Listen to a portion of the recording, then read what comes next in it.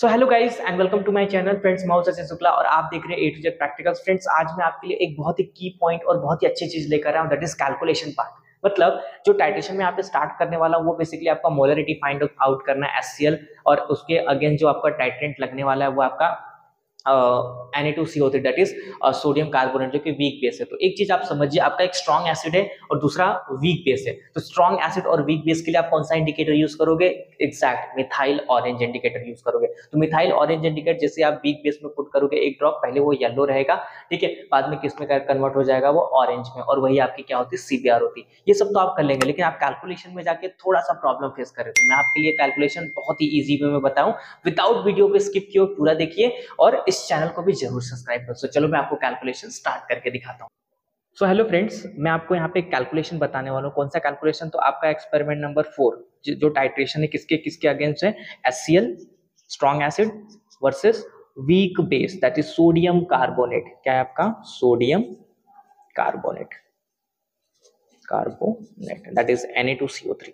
ठीक है, तो सोडियम कार्बोनेट के अगेंस्ट एचसीएल का टाइट्रेशन है। तो आपको पता होगा जो आपका एचसीएल होता है वो आपका क्या है? Strong base, strong acid, sorry strong acid है, और जब आपका ये क्या है? वीक बेस है, वीक बेस।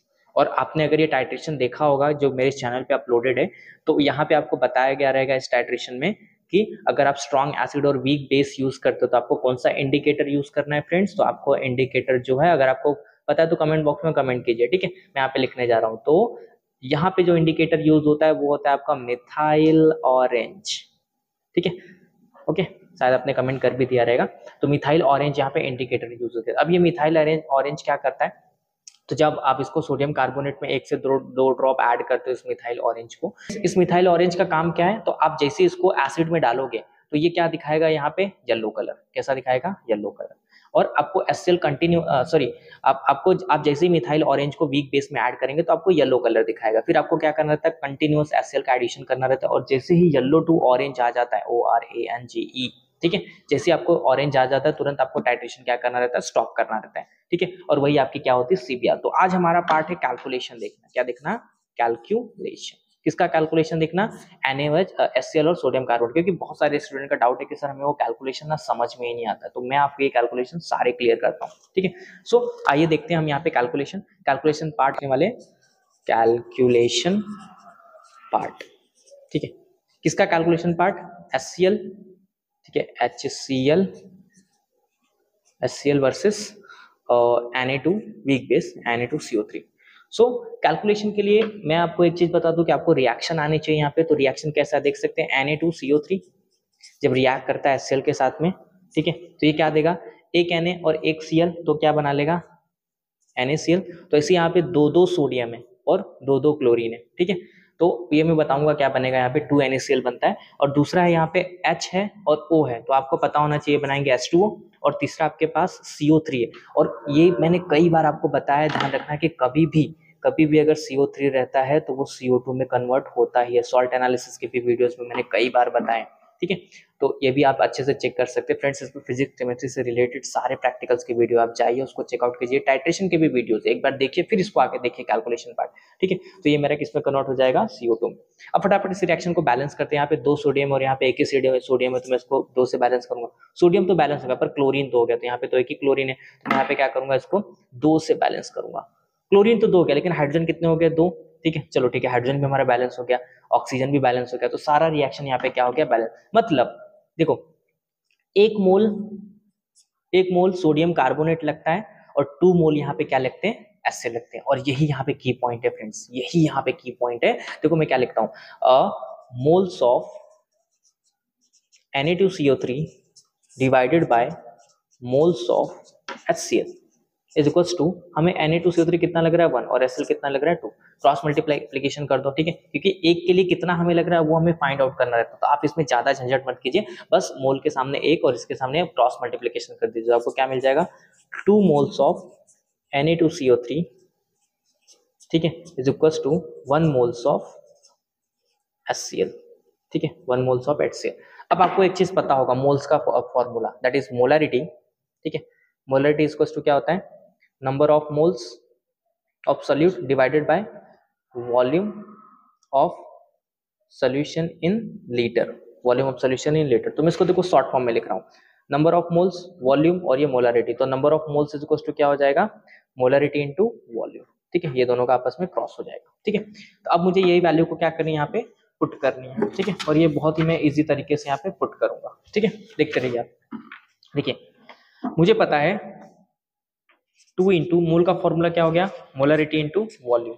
ठीक है, is equal to 1 into mole का फॉर्मूला क्या हो गया, मोलारिटी इंटू वॉल्यूम। ठीक है, अब ये मोलारिटी इंटू वॉल्यूम किसका है, तो Na2CO3 that is sodium carbonate. किसका है molarity into volume, sodium carbonate. तो मैं यहाँ पे लिख देता हूँ सोडियम कार्बोनेट Na2CO3, और ये भी किसका है Na2CO3। ये किसका है, HCl का है, और ये किसका है HCl, क्योंकि ये इधर का है तो ये HCl का बता रहा है। ठीक है, अब आते हैं देखो, हमें इस प्रैक्टिकल्स के अंदर किसका कंसंट्रेशन फाइंड आउट करना होता है, किसकी मोलरिटी फाइंड करनी होती है, HCl की मोलरिटी आपको फ्रेंड्स फाइंड आउट करनी होती है। मतलब हमें HCl की जो मोलरिटी होती है वो अननोन होती है, उसी को तो डिटरमाइन करना होता है, मतलब HCl के कॉन्सेंट्रेशन को तो फाइंड आउट करना होता है। तो ये हमें फाइंड आउट करना होता है, और बाकी सारा सिस्टम हमें गिवन होता है। देख सकते हैं, देखिए 2 इंटू Na2CO3 का मोलरिटी कितना है, तो आप अपने हैंडबुक में जरूर देखिए, दैट इज 0.05 मोल का होता है ये। ठीक है, कितना वॉल्यूम आपने लिया कॉनिकल फ्लास्क में, आपने कॉनिकल फ्लास्क में कुछ तो लिया रहेगा, 10 ml पिपेट किया रहेगा। ठीक है, तो 10 ml हम लोग बेसिकली 10 ml से करते, किसी की कॉलेज में 25 ml भी लेते कॉनिकल फ्लास्क में। तो क्या लिए थे कॉनिकल फ्लास्क में, Na2CO3 25 ml या फिर 10 ml।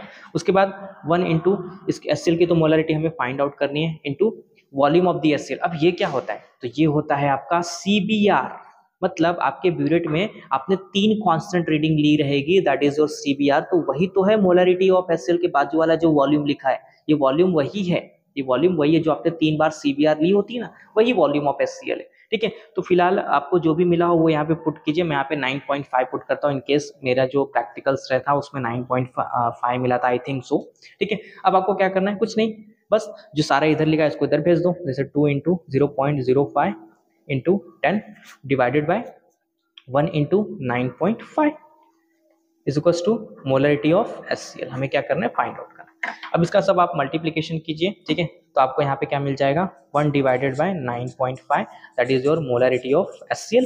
ठीक है, अब एक को 9.5 से क्या करना है, डिवाइड करना है, आपको मिल जाएगा 0.1052 mole, that is molarity of HCl। तो यही आपका आंसर होता है। तो फ्रेंड्स अगर आप इसको डिवाइड करेंगे तो आपको मिल जाएगा 0.1052, दैट इज आपको 4 डिजिट तक इसको लिखना होता है। ठीक है, that is your molarity of what, HCl। ठीक है, तो यही हमें तो यहाँ पे करना है। ठीक है, क्योंकि हमें HCl की ही मोलरिटी यहाँ पे फाइंड आउट करनी है। ठीक है, HCl की ही मोलरिटी हमें क्या करनी है, यहाँ पे फाइंड आउट करनी है, बाकी तो सब कुछ हमें गिवन होता है। तो that is a easy way calculation. और फ्रेंड्स मैंने इस प्रैक्टिकल का फिजिक्स केमिस्ट्री के सारे प्रैक्टिकल्स अपलोड किए हुए, आप जाइए उसको चेकआउट कीजिए। अगर आपको अच्छा लगे तो अपने फ्रेंड के साथ में जरूर शेयर कीजिए। And please support this channel, please support, please. ठीक है, थैंक यू।